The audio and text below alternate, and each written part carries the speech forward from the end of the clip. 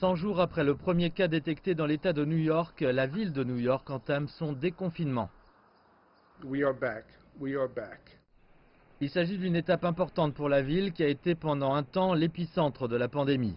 Au total, on dénombre plus de 20 000 décès du Covid-19 à New York.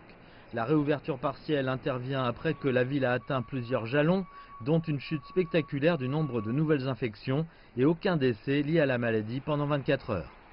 Why are we reopening? Nous rouvrons parce que les chiffres disent que nous le pouvons. Ce n'est pas une supposition. Il n'y a pas d'idéologie. D'après les chiffres, nous pouvons rouvrir.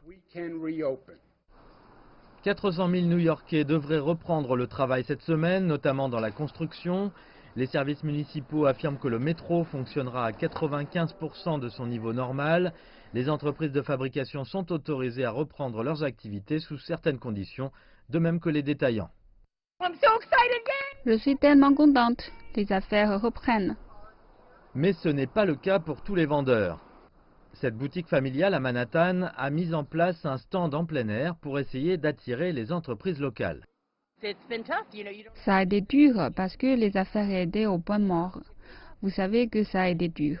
Ce que je veux dire, c'est que payer un loyer à New York n'est pas donné. Pour survivre, le magasin doit reprendre son activité le plus rapidement possible. Un client sera autorisé à entrer dans le magasin à la fois, avec le visage couvert et en respectant la distanciation sociale. Capter les gens et les faire entrer, c'est tout ce qui compte. Et avec ce journaliste, ils ont réalisé leur première vente depuis la réouverture. Mais il pourrait se passer un certain temps avant que les commerces puissent ouvrir leurs portes plus largement. La deuxième phase du déconfinement de la ville ne commencera probablement pas avant 2 semaines.